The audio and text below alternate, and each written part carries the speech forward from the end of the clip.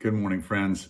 It's Bob. We're talking about forgiveness and about judgment and condemnation and giving and that boomerang effect that we talked about on Sunday. And that what you give is what you get. So if you give judgment, you get judgment. If you give condemnation, you get condemnation. If you give forgiveness tends to come back to you.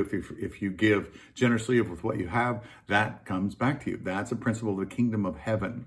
And it's something that I think that we need to get into our souls. Now, I want to investigate just a little bit more about this whole idea of how judgment works. And I think that a lot of us have gotten particularly judgy during the pandemic. I think it's an epidemic in itself that our whole culture has become judgy, and we Christians have been sucked into it. And I think that we have got to put our foot down, tap the brakes, and say, wait a minute, how do I actually do something different? Now, one of the things that I've noticed about judging and the way that we judge people is that judging tends to depersonalize people, and it makes them not people anymore. They're just things, they're just issues, they're just sins, they're just whatever, they're mores, social mores, etc.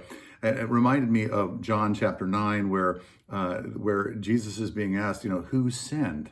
This woman, his parents or himself, that this man was born blind. And so their idea here is that it's a 1-to-1 ratio, that what somebody's sin is the exact reason why they are the way that they are.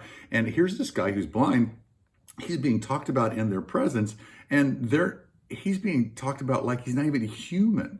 And that's the way judgment works. It depersonalizes us. It depersonalizes people. It makes them things rather than people. It looks at them as issues rather than as image bearers of God. And so, what we've got is, how do you stop that? Because I think it's gravity sort of takes us that way. I think you would agree with me on that gravity takes us in the place where we just start criticizing everything because everyone picks what they think is the absolute best way of viewing things, even if they don't have a full plate of data. And we judge on the basis of what we know. We judge on the basis of Bible verses that we have, or different people that we respect, or different things that we've heard, and we filter those things, and we judge people, and we write them off, and we judge them as not valuable or valuable, et cetera, et cetera, et cetera. How do you stop that? How do you repent? I mean, it's one thing just to say, oh God, I'm so sorry. And I think we do need to actually call it sin. Our judging people is sin. We need to call it sin.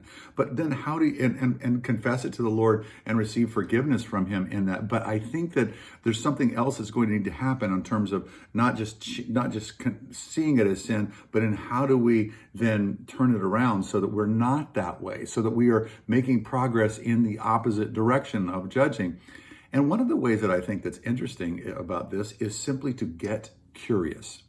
That instead, one of the things that I have found about learners and about people who aren't particularly judgmental toward others, now that doesn't mean we're undiscerning about morals and different things like that. We are, but we are not writing people off. We're not judging them and putting them into a category and then just saying, you're not in a nice little tidy package over here as a non-person. We get curious. We ask the question, I wonder why they think what they think. I wonder why these people that are so different than me think like they think. I wonder, and I want to ask about those things. So this is not this is just part of the way that I've tried to work out the George Floyd thing. When that stuff happened, I was down in Mexico. We thought, wow, our country has gone ballistic. And we were down in Mexico at a friend's condo. And I was like, what in the world is going on? I came back and I found that the battle lines had already been drawn, that different people were already really upset, and this thing was being politicized all over the place, and there were lots of tensions have been high, and they remain high. And how do we get through that? Well, we get through that by asking the question, help me understand. Help me understand. I started just having asking questions of people and saying, help me understand what's your experience of your life? What's it like to be in your skin? What is it like to be you? And what are the struggles inherently that you go through being you? One of the ways that we counteract judgment is by asking good questions and by getting curious. Asking good questions and getting curious. You start doing that, and that tends to come back to you as well. The opposite of judging isn't not judging. The opposite of judging is getting curious, is actually knowing and personalizing and loving. Thanks so much for joining me today. Let's think about that today. I love you. God bless you.